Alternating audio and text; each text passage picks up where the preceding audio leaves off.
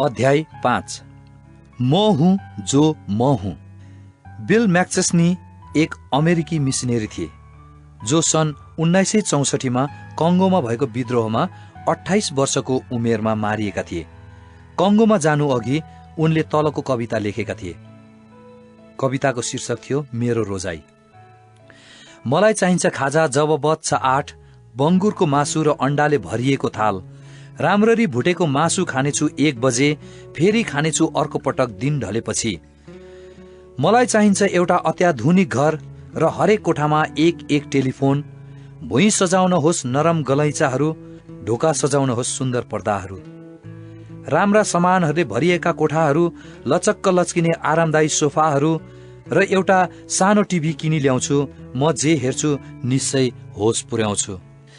मेरा लुगाहरू यस्तो हुनुपर्छ, सफा र उत्तम कोटीको हुनुपर्छ। आधुनिक ढाँचाको सुट र भेस्ट लगाउने, किन ख्रिस्चियनले उत्तम नलगाउने? तर अब म प्रभुको स्वर सुन्छु, प्रष्टसँग सुनेर मनमा म गुन्छु। मलाई पछ्याउ तिमी अबदेखि, नम्र मानिस हुँ म एक गलिली। उड्ने चराहरू आफ्ना गुण लाउँछन्, फ्याउराहरू बस्नलाई दुला पाउँछन्, तर म तिमीलाई खाट दिन सक्दिन, आफ्नै शिर राख्ने ठाउँ कतै पाउँदिन। अपमानमा मेरो शिर झुन्ड्याई कराए, कसरी म लत्याउँ जो क्रुसमा टाँगिए? कसरी म भुलौँ उहाँको मार्गलाई, अनिदो रातहरूका प्रार्थनाहरूलाई? 40 दिनसम्म रहे निराहार, एक्लै बसे उपवास दिन र रात। घृणा र तिरस्कार जहाँ गए पनि पर्दा नफाटेसम्म रोकिएनन् उनी। पीर र सन्तापले उनी भरिएको, पृथ्वीमा कोही पनि साथी नभएको। अगमवक्ता भन्छन् परमेश्वरद्वारा हिर्काइएको, थुकाई पिटाई निन्दा सही रगत बगाएको। परमेश्वर भइकन मेरो लागि मरे, योभन्दा ठुलो त्याग हुन्न कसै गरे। म हुँ एक मानिस मरणशील, सबै थोक गर्छु येशूको खातिर। हो म पछ्याउने येशूको पाइलालाई, छैन अरू उपाय खुसी पार्नलाई। यसैले म अब निर्णय गर्नेछु, अनन्तताको लागि उहाँलाई रोज्नेछु। तपाईँ आफ्नो आमा बुबाको कोखमा जन्म लिनुहुन्छ, समाजमा हुर्किनुहुन्छ र कुनै खास अवधारणाहरूलाई विश्वास गर्न र एउटै झण्डालाई सम्मान गर्न लगाइनुहुन्छ। तपाईँले आफ्नै र तपाईँको देशको विगतका कथाहरू सुन्नुभएको छ। तपाईँकी आमाले खास किसिमले खाना पकाउनुहुन्थ्यो र सायद अहिलेसम्म पनि त्यही परिकार तपाईँको मनपर्ने खानामध्ये एक हुन सक्छ। तपाईँ एक अमेरिकन हुनुहुन्छ या फिलिपिनो, या त स्विस हुनुहुन्छ, वा न्युयोर्क होस् वा न्यू दिल्ली, जहाँ हुर्किनु भएको भए तापनि यी कुराहरूले तपाईँलाई केही हदसम्म तपाईँ बनाउँछ। जब तपाईँलाई लगाउने लुगाको खाँचो पर्छ, तपाईँ बजारमा गएर आफूलाई मनपर्ने लुगा किनेर लगाउनुहुन्छ। अरूहरूले लगाएको लुगालाई प्रशंसा गर्नुहुन्छ र प्रभावित भएर त्यस्तै खरिद गर्नुहुन्छ। यदि तपाईँ पश्चिमी संसारमा हुनुहुन्छ भने तपाईँ टेलिभिजन हेरेर तिनीहरूले लगाएका लुगाहरूबाट प्रभावित हुनुहुनेछ। यदि तपाईँ मलेसियाको एउटा गाउँमा बस्नुहुन्छ भने एउटा खास प्रकारले हातले बनाइएको स्यारोङ बाँध्नुपर्ने हुन्छ। जस्तोसुकै भए पनि तपाईँ खुसी हुनुहुन्छ र कुनै खास पोसाक लगाएर, खास खाना खाएर, खास प्रकारको घरमा बसेर र आफ्ना छोराछोरीहरूलाई तपाईँको लागि महत्त्वपूर्ण कुराहरू गराउनको लागि हुर्काएर तपाईँले सक्दो उत्तम गरिरहनु भएको छ भनेर महसुस गर्न सक्नुहुन्छ। तपाईँ जानुहुने चर्च पनि खास किसिमको, तपाईँको पृष्ठभूमि सुहाउँदो, तपाईँको रोजाइ अनुरूप, तपाईँलाई मनपर्ने र नपर्ने र तपाईँको अनुभव अनुसारको। सायद तपाईँलाई खुसी साथ आराधना गर्न साधारण भवन र तपाईँलाई खुल्ला रूपमा गीत गाउन र हृदय छुने गरी वचन प्रचार गरेको मनपर्छ होला। अथवा तपाईँलाई रङ्गी बिरङ्गी सिसा भएको झ्याल र चर्को आवाज निकाल्ने पाइप अर्ग्यान मन पर्न सक्छ। तपाईँको अगुवाले सबै कुरामाथि परमेश्वरको अधीनमा जोड दिन सक्छ र परमेश्वर सर्वभौम सत्ता सम्पन्न हुनुहुन्छ भन्ने विचारले तपाईँलाई सान्त्वना दिन सक्छ। अथवा तपाईँलाई परमेश्वरसँग ठिक सम्बन्ध राख्नको लागि मानिसको स्वतन्त्र चाहना र तपाईँको आफ्नै जिम्मेवारीको बारेमा सुन्न मन पर्न सक्छ। यिनीहरू सबै तपाईँको संस्कृति, पुर्ख्यौली सम्पत्ति, सम्प्रदाय, परिवार र तपाईँका शिक्षाका भागहरू हुन्। तपाईँलाई अमेरिकी वा अस्ट्रेलियन, ब्राजिलियन वा रसियन संस्कृति अनुसार चल्ने अधिकार छ। तपाईँलाई आफ्नो संस्कृति पालन गर्ने र आफ्नो देशलाई माया गर्ने अधिकार छ। तपाईँको विश्वासलाई महत्त्व दिने कुनै एउटा मण्डली वा अरू झुण्डहरूमा हुने तपाईँलाई अधिकार छ। तपाईँलाई आफ्नो र अरूहरूको सुविस्ता अनुसार जिउने, कुरा गर्ने, खाने र लुगा लगाउने अधिकार छ। तर यदि सबैले हाम्रो लागि र हाम्रा जीवनको लागि परमेश्वरको योजनालाई निषेध गरेर यी सबै अधिकारहरूको अभ्यास गर्छौं भने निश्चय नै एउटा दुखान्तक प्रलयको भागीदार हुनुपर्नेछ। अरबौं मानिसहरूले रित्तोपना र नैराश्यतामा तिनीहरूका जीवन बिताउनेछन्। तिनीहरू मर्नेछन् र तिनीहरूको पापको कारण एउटा निश्चित न्यायको सामना गर्नेछन् र अनन्तकालसम्म परमेश्वरबाट अलग भएर नरकमा पर्नेछन्। यी अरबौं मानिसहरूको भाग्यलाई बन्द गर्नको लागि हामी यथास्थितिमा रहने, आरामदायी जीवन बिताउने र म कसलाई पठाउँ र मेरो पछि को जानेछ भन्ने परमेश्वरको क्रन्दनप्रति हामी कानहरू बन्द गरी पुग्छ। एकजना जवान मानिस सल्भेसन आर्मीका संस्थापक जनरल विलियम बुथ कहाँ आएर भन्यो, सर, मेरो जीवनमा के गर्ने हो मलाई थाहा छैन। मैले कहिले पनि बोलावट पाएको छैन। जनरलले आफ्ना विशाल काँधहरूलाई चौडा गर्दै त्यस जवान मानिसतर्फ आँखा तरे। के तिमीले कहिले पनि बोलावट पाएनौ? दारीवाला प्रचारक गर्जिए, के तिमीले साँच्चै नै त्यो बोलावट कहिले पनि पाएनौ? बाइबलले मर्कुस 16:15 भन्छ, सारा संसारमा गएर सारा प्राणीलाई सुसमाचार प्रचार गर। यूहन्ना 15:16 प्रभु भन्नुहुन्छ, मैले तिमीहरूलाई चुने र नियुक्त गरे कि तिमीहरू जाओ र फल फलाओ। म विश्वास गर्छु कि हामी प्रत्येक कि त एउटा मिसनरी हौं या मिसन क्षेत्र हौं। हामी कि त समाधानको भागीदार हौं या उहाँको समस्याको भागीदार हौं। कि त हामी परमेश्वरको राज्यको सम्पत्ति या दायित्व हौं। हामी आफैलाई सोधिरहनु पर्दैन। तपाईँ आफैलाई सोधिरहनु भएको होला, म कसरी मिसनरी बन्न सक्छु र मिसनरी भनेको के हो भन्ने कुरा पहिले प्रष्टसँग बुझ्नुहोस्। मिसनरी भनेको पात पतिङ्गरको टोपी लगाएर रुखको मुनि उभिएर सो जातीयहरूलाई प्रचार गर्नु होइन। मिसनरी शब्दको अर्थ पठाइएको व्यक्ति हुन्छ। येशूले हामी प्रत्येकलाई भन्नुभएको छ, जसरी पिताले मलाई पठाउनु भयो त्यसरी म पनि तिमीहरूलाई पठाउने छु। यूहन्ना 20:21। यसको अर्थ तपाईँ आफ्नै ठाउँमा हुँदाहुँदै पनि एउटा मिसनरी हुनुहुन्छ। यदि तपाईँ परमेश्वरको इच्छामा जिइरहनु भएको हुनुहुन्छ भने तपाईँले जहाँसुकै काम गरिरहनु भए तापनि तपाईँ एउटा कार्यकारी मिसनरी हुनुहुन्छ। यदि तपाईँ त्यहाँ मिसनरी भएर रहनु भएको छैन भने तपाईँ तिनीहरू जस्तै हुनुहुन्छ जसलाई येशूले पाथी मुनि बत्ती राख्नेहरू भन्नुभएको छ, जुन चाहिँ भौतिक प्रचुरताको एउटा प्रतीक हो। तपाईँलाई एउटा मिसनरीको रूपमा तपाईँको छिमेकमा पठाइएको छ। यदि तपाईँले आफ्नो छिमेकमा येशू ख्रीष्टको प्रतिनिधित्व गरिरहनु भएको छैन भने तपाईँ एकजना मैनबत्ती बालेर आफ्नो खाटमुनि राख्ने जस्तै हुनुहुन्छ, जसले चैन र आरामको संकेत गर्छ। यदि तपाईँ पढ्दै हुनुहुन्छ भने परमेश्वरले तपाईँलाई कक्षा कोठामै र क्याम्पसभित्र पनि उहाँको मिसनरी भएको चाहनुहुन्छ। यूहन्ना 1:6 भन्छ, परमेश्वरबाट पठाइएका एकजना मानिस थिए जसको नाम यूहन्ना थियो। यो पदलाई लिएर अहिले नै तपाईँले आफ्नो नाम लेखेर जोडसँग पढ्नुहोस्। अर्थात् परमेश्वरबाट पठाइएका एकजना मानिस स्त्री थियो जसको नाम, खाली ठाउँमा तपाईँले आफ्नो नाम भन्नुहोस्। अब तपाईँले चाल्नुपर्ने अर्को कदम चाहिँ परमेश्वरले चाहनु भएको ठाउँमा तपाईँ एक मिसनरीको रूपमा काम गरिरहनु भएको छ कि छैन भनेर उहाँलाई सोध्नु हो। तपाईँ जहाँ हुनुहुन्छ त्यही नै रहनुपर्छ भन्ने नठान्नुहोस्। केही वर्ष अघि कीथ ग्रीन नाम गरेको एकजना युवा क्रिस्चियन संगीतकार मेरो मित्रतामा आयो। म उक्त प्रबल जवान मानिसबाट प्रभावित भएको थिएँ। उनी एउटा बेरिएर राखिएको स्प्रिङ जस्तै शक्तिले परिपूर्ण र आफूले विश्वास गरेको जस्तो सुकै साहसिक कार्यको लागि आफैलाई हुत्याउन सधैँ नै तत्पर देखिन्थे। उनी एउटा अनुभवी सेवक जस्तै नम्र र मेरो लागि प्रश्नले भरिएको व्यक्ति पनि थिए। उनी परमेश्वरलाई अझ धेरै चिन्न भोकाएका थिए। सन् 1982 मा ऊ र उनकी श्रीमती मेलोडी एउटा मिसनरी यात्राको लागि हिँडे र येशू बिना हराइरहेका अरबौं मानिसहरूका लागि सुसमाचार सुनाउने जोशको ज्वालाले भरिएर घर फर्किए। उनीहरू घर फर्किएपछि हाम्रो दुई परिवारहरू क्यालिफोर्नियाको समुद्री तटमा अवस्थित एउटा मित्रको घरमा भेला भयौं।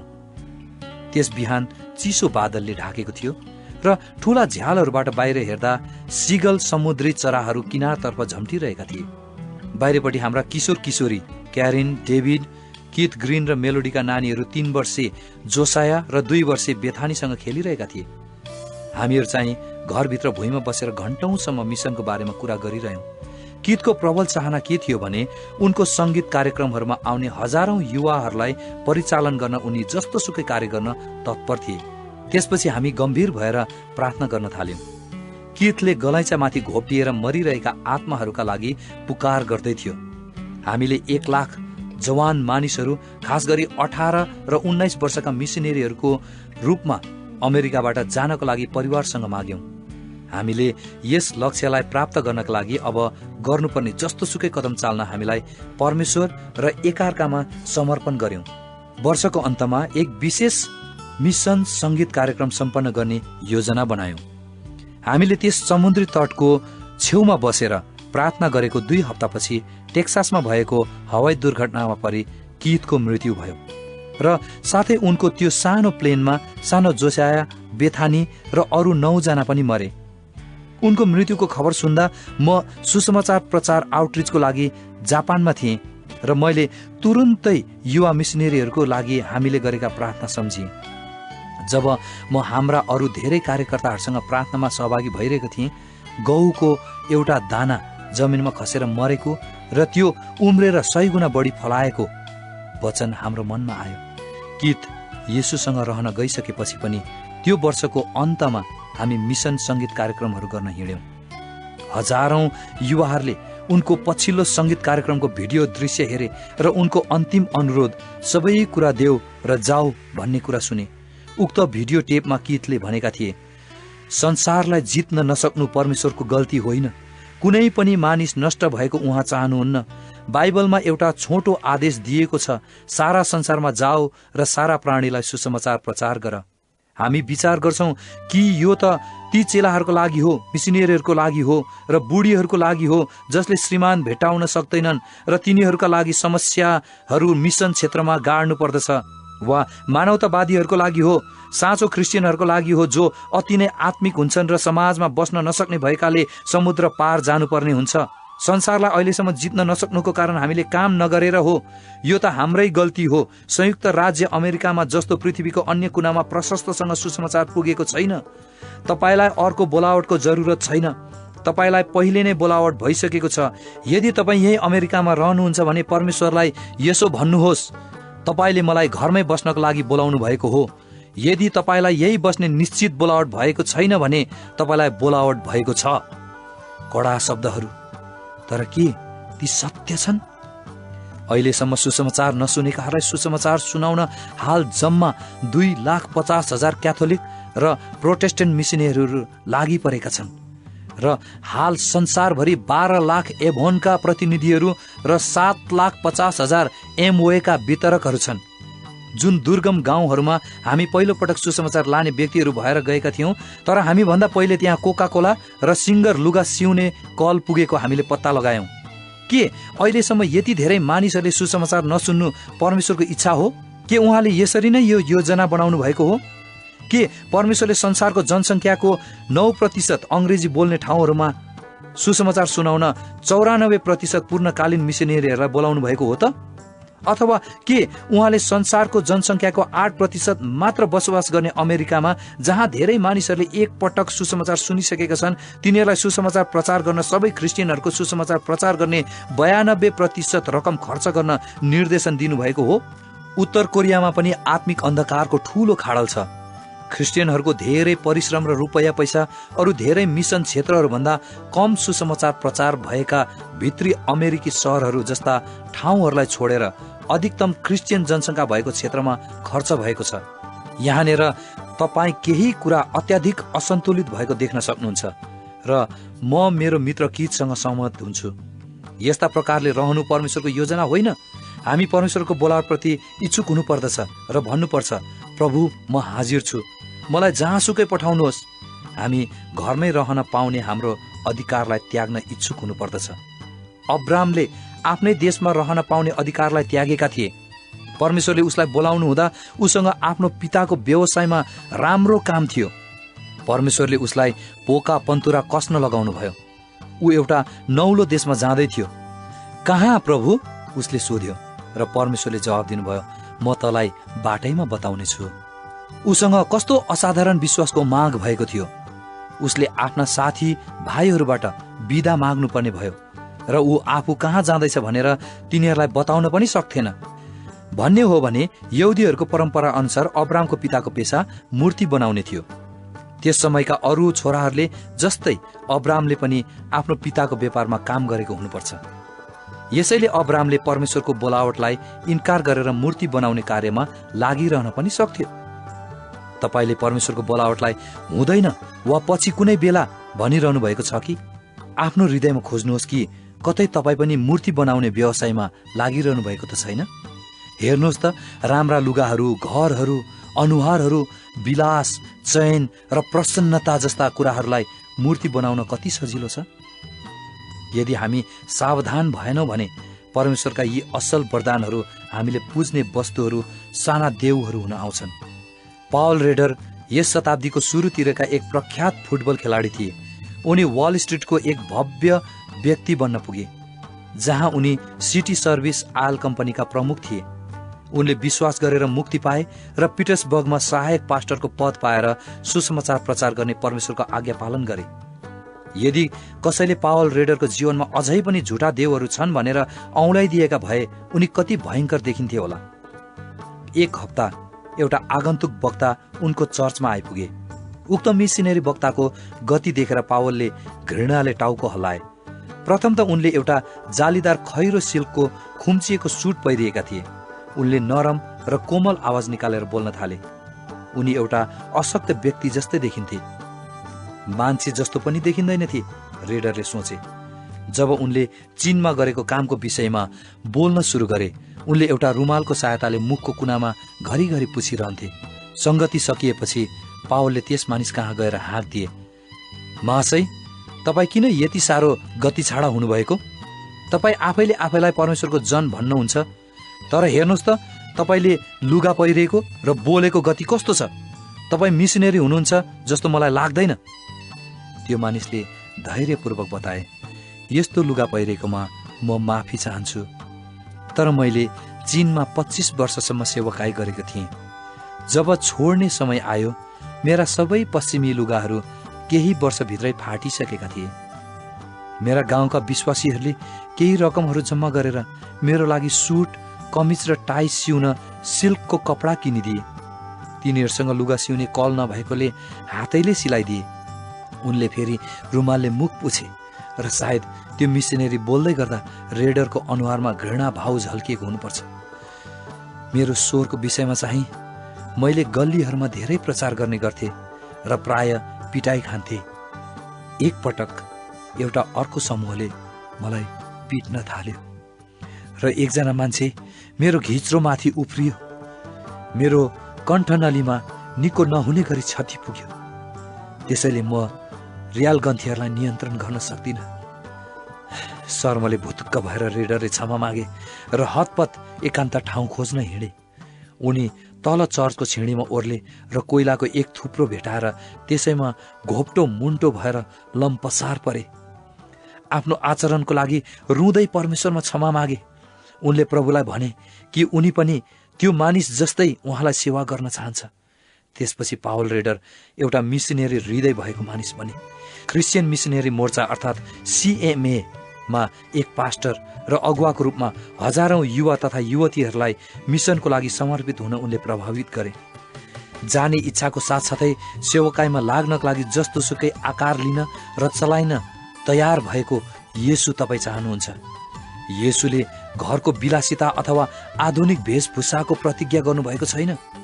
उहाँले नरम बिछौनामा आफ्नो कुम अडाउनु भएन र कहिलेकाहीँ त उहाँहरूको लागि सुत्ने बिछौना पनि थिएन।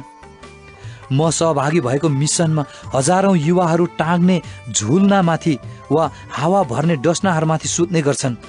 घना जंगलहरू र पहाडी क्षेत्रहरूमा धेरै दिन वा हप्तौंसम्म लुकेर रहेका जातिहरूलाई खोज्नका लागि जान्छन्। उनीहरू यी सबै येशूलाई चिनाउने उद्देश्यले गर्छन्। यस्तै युवाहरूमध्ये एक ब्राउलिया रिबेरी हुन्। 25 वर्षकी उज्जवल र चञ्चल ब्राउलिया साहसी सिपाही जस्तै देखिन्छन्। ब्राउलिया एक मध्यम वर्गीय ब्राजिलियन परिवारमा हुर्किएकी हुन्, तर सन् 1983 देखि तिनी अमेजोनको इन्डियन जातिहरूका बीचमा युथ टु द मिसनको मिसनरी भएर काम गर्दै आएकी छिन्। ब्राउलिया र तिनको झुण्डमा अन्य सदस्यहरू आधार शिविर छोडेर अन्य मानिसहरूले कहिल्यै पनि नभेटेका एउटा जाति भएको ठाउँमा पुग्नको लागि धेरै हप्तासम्म डुङ्गा चढेर जलयात्रा गरेर त्यस सानो खियाउने डुङ्गामा चढेर त्यस घना जङ्गलको बाटो हिँडेर जान्छन्। त्यहाँ तिनीहरू कुनै पनि बाहिरी सम्पर्क बिना इन्डियनहरूसँग कुराकानी गर्न सिक्ने कठिन कार्य गर्छन्। धेरै वर्षसम्म ब्राउलियाको प्रति महिना मिसनरी सहायता 50 अमेरिकी डलर रह्यो। यति रकम हाम्रा ब्राजिलियन वाइवामरहरूको लागि ठिकठिकै हो, र पनि तिनीहरूले साहसिक सुसमाचार प्रचार सञ्चालन गर्ने चाँजोपाँचो मिलाए।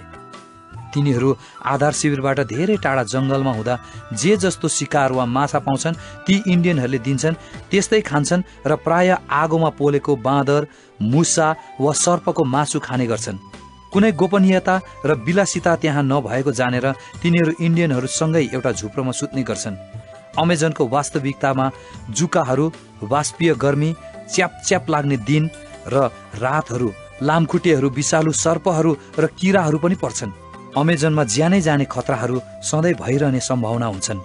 खास गरी जब तपाईँ पहिलोपटक इन्डियनहरूको जमातलाई भेट्नुहुन्छ, ती त्रसित रैथानेहरूले बाहिरबाट त्यहाँ गएकाहरूलाई मार्नु कुनै नौलो कुरो थिएन। ब्राउलिया र तिनको झुण्ड पहिलोपटक त्यस जाति कहाँ भेट्न जाँदा यो कुरालाई बिर्सने प्रयास गरे। तिनीहरूले अरू जातिहरूद्वारा त्यस जातिको बारेमा पनि थाहा पाए र ती जातिहरू पाइने क्षेत्रहरूतिर गए। त्यस घना जङ्गलमा तिनीहरूलाई अचानक भयानक देखिने मानिसहरूले घेरे। ती इन्डियनहरूका नग्न शरीरहरू र किसिम किसिमको रातो रङले पोतिएको थियो र तिनीहरूले धनु र काँडहरू बोकेका थिए, जसका टुप्पामा युथ द मिसनकाहरूले अनुमान गरे अनुसार विष लगाइएको थियो। ब्राउलियाले उनीहरू र तिनीहरूका साथी बन्न चाहेका छन् भन्ने विश्वास दिलाउन इसारा गरेर कोसिस गरे, तर इन्डियनहरूले सावधानी भएर तिनीहरूलाई हेर्दै आँखा तरिरहे। त्यसपछि तिनीहरूले ती कार्यकर्ताहरूलाई पक्रेर तिनीहरूका लुगाहरू थुतेर च्यातिदिए र त्यही रातो रङमा लतपताउन लागे। तिनीहरू अब के गर्नेछन्? तिनीहरू मारिनेछन्। ब्राउलिया र अरू साथीहरू पूर्ण रूपले तिनीहरूका कृपामा निर्भर थिए। एकजना केटी चाहिँ रुन थालिन्। आधा घण्टापछि ती इन्डियनहरूले तिनीहरूका लुगाहरू फिर्ता दिने निर्णय गरे।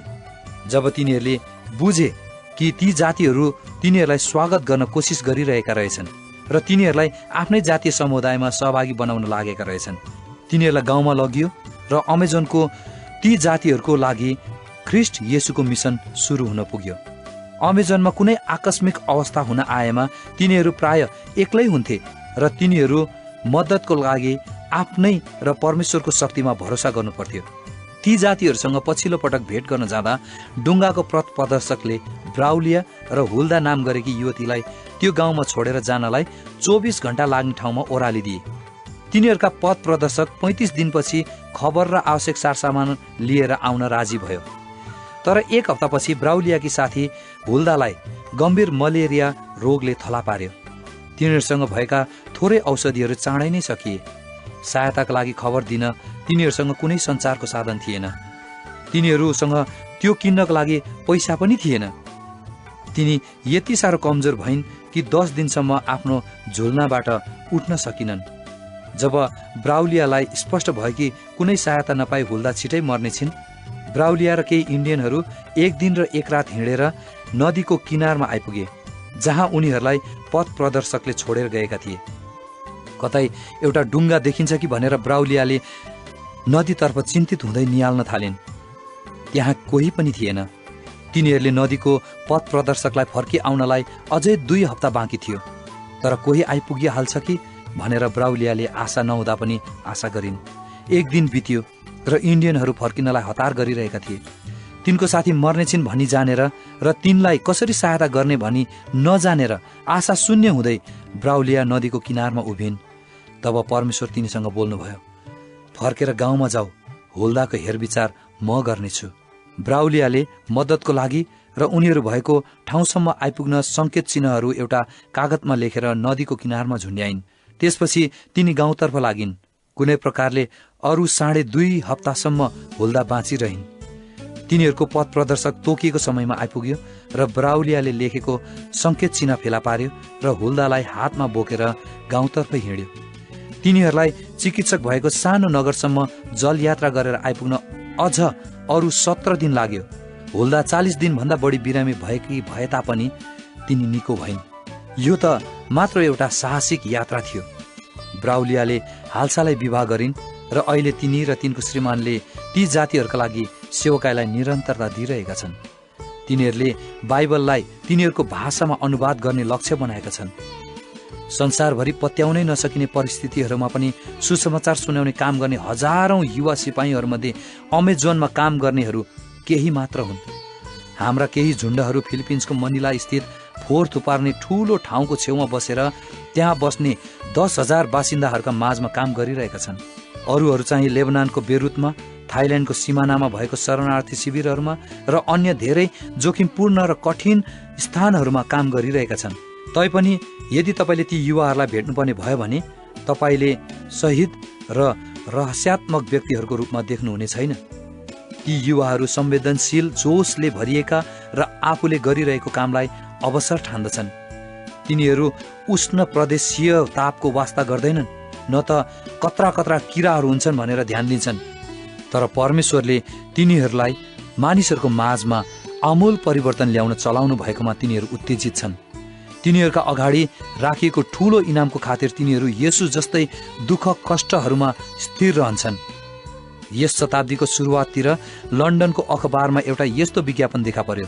जोखिमपूर्ण यात्राको लागि मानिसहरू चाहियो, थोरै तलब, अत्यन्तै चिसो, महिनौसम्म अन्धकार रहने, सधैँ नै खतरा भइरहने, सुरक्षित फर्केर आउने टुङ्गो छैन, सफल भएको खण्डमा सम्मान र चिनारी। यो विज्ञापन एन्टार्कटिक अर्थात् दक्षिण ध्रुव अन्वेषक सर अर्नेस्ट स्क्यान्डलेटनले लेख्नु भएको थियो र हजारौंले त्यस आह्वानप्रति प्रत्युत्तर जनाए। म विश्वास गर्छु कि यस्ता लाखौं युवाहरू एउटा अत्यन्तै चुनौतीपूर्ण र जोखिमपूर्ण कामहरूको प्रतीक्षा गरिरहेका छन्, जसको लागि उनीहरूले सबै थोक त्याग्नुपर्ने हुन्छ। तपाईँ पनि एक हुन सक्नुहुन्छ। इतिहासभरिकै सबैभन्दा ठूलो घटनाको एक भाग भएर पृथ्वीका हरेक व्यक्तिहरूमा सुसमाचार लिएर जाने हो। आफ्नो घरमा बसेर आरामदायी हुने अधिकारलाई त्याग्नु भनेको प्रभुमा समर्पित हुनुको एक भाग मात्र हो। तपाईलाई यस्तो मानिसहरूमाझ काम गर्न बोलावट हुन सक्छ जो तपाईँ जस्तो छैन र तपाईँले भन्दा फरक तरिकाले सोच्ने गर्छन्। अन्य विविध कारणले त्यो अझ गाह्रो हुन सक्छ। तपाईँ आफूले सुविधा महसुस गर्नुहुने चर्चमा जाँदैमा कुनै खराबी हुँदैन, जहाँ सबैले तपाईँले जस्तै विश्वास गर्छन्। तर जब तपाईँ सेवकाईमा लाग्नुहुन्छ र परमेश्वरले तपाईँलाई अरू कोहीसँग काम गर्न बोलाउनु भयो भने के हुन्छ? सायद तिनीहरूसँग तपाईँको राजनीतिक विचार ठ्याम्मै मिल्दैन, अथवा सैद्धान्तिक तवरले त झनै मिल्दैन होला। तब के हुन्छ? के हामी सबैले विश्वासलाई शुद्ध राख्ने प्रयत्न गर्नु पर्दैन र? हामीले भन्दा भिन्दै प्रकारले विश्वास गर्ने मानिसहरूसँग हामी कसरी काम गर्न सक्छौं? के हामीले झुटा शिक्षा र धर्म त्यागको विरोध गर्नुपर्ने होइन र? मैले यो कुरा पत्ता लगाएको छु कि बुझाइमा भिन्नता हुनुभन्दा कुनै पनि विषयको पछाडि आउने आत्मा झन सङ्कटपूर्ण हुन्छ। झुटा शिक्षाको आत्मा भनेको सत्य कुरामा थपथाप गर्नु हो। धर्म त्यागको आत्मा भनेको सत्यबाट घटाउनु हो। मैले एकपटक एकजना ब्याप्टिस्ट सेवकले क्यासेट टेपमा यस कुराको विषयमा भनेको सुनेको छु। उनले त्यहाँ भनेका थिए परमेश्वरले उनलाई दक्षिण अमेरिकाका क्याथोलिकहरूमाझ सेवकाई गर्न बोलाउनु भएको थियो। उनले प्रतिवाद गरे, तर परमेश्वर, म कसरी तिनीहरूसँग काम गर्न सक्छु? म तिनीहरूले गर्ने सबै कुराहरूसँग र विश्वाससँग सहमत हुँदिन। तिनले भने र परमेश्वरले उनलाई जवाफ दिनुभयो, म तँसँग काम गर्छु र म पनि तैँले गर्ने सबै कुराहरू र विश्वाससँग सहमत हुँदिन। यदि हामीहरू संसारभरि सुसमाचार सुनाउने कामको लागि एकता र सहकारिताको आत्मामा सधैँ एकसाथ लागि पर्नुपर्छ भने ख्रिस्टको शरीरभित्र ठूलो नम्रताको खाँचो छ। हामी प्रत्येकले यो महसुस गर्नु आवश्यक छ। मसँग विस्तृत सत्यता छैन, म सबै कुरा बुझ्न सक्दिनँ। हेर्नुहोस्, परमेश्वर कुनै एउटा व्यक्ति वा समूह वा सम्प्रदायलाई सबै सत्य सुम्पन सक्नुहुन्छ। बाइबलमा पनि यो स्वरूपमा आउनका लागि धेरै लेखकहरूले धेरै समय अन्तरालमा विस्तृत भौगोलिक क्षेत्रमा रहेर लेखेका थिए। आज परमेश्वरले विभिन्न शिक्षकहरू र समूहहरूलाई बाइबल व्याख्या गर्ने पहिलीका टुक्राहरू दिनुभएको छ। दोस्रो विश्वयुद्धको समयमा हजारौं ख्रिस्टियनहरूले हिटलरको बन्दीगृह र मृत्यु शिविरहरूमा दुःख र कष्ट भोगे। तीमध्ये एकजना मार्टिन नियोमुलर नाम गरेका जर्मन थिए। उनलाई एक्लै थुनामा राखिएको थियो, तर बडा दिनमा उनलाई त्यो एकान्त खोरबाट निकालियो र अरू 3 जना ख्रिस्टियन कैदीहरू भएको ठाउँमा हुत्याइयो। एकजना साल्भेसन आर्मीबाट आएको थियो, एकजना पेन्टिकोस्टल र अर्को चाहिँ मेथोडिस्ट थियो भने नियोमुलर आफै चाहिँ जर्मन फ्री इभान्जेलिकल चर्चबाट आएका थिए। ती मानिसहरूले बमद्वारा जलेर फ्याँकेको एउटा ढोका भेटाए, जसलाई तिनीहरूले टेबलको रूपमा प्रयोग गर्न भुइँमा बिछ्याएका थिए।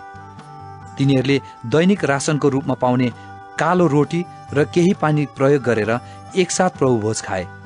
नियोमुलरले भनेका थिए, जब हामीले त्यस चिसो ढुङ्गाको भुइँमाथि एकसाथ घोडा टेक्यौं, हाम्रा सबै धर्मशास्त्रीय भिन्नताहरू बिलाएर गयो, जसले येशू ख्रिस्टको शरीर एउटा बन्दीगृह जस्तो छैन। यो त्यस्ता व्यक्तिहरूको संगति हो जसले येशू ख्रिस्टमा साँचो स्वतन्त्रता पाएका छन्। जब हामी त्यो स्वतन्त्रतामा हिँड्छौँ, हामी थाहा पाउँछौँ कि उहाँले हामीलाई दिनुभएका असल थोकहरूलाई पनि छोडेर त्योभन्दा अझ महान उहाँको महान आदेशको सेवक हुन र हामीभन्दा फरक भए तापनि हामीले जस्तै उहाँलाई प्रेम गर्ने अरूहरूसँग एकतामा रहनको लागि बोलाउनुहुन्छ। के उहाँले तपाईलाई अहिले नै यस प्रकारको स्वतन्त्रतामा हिँड्न बोलाइरहनु भएको छ?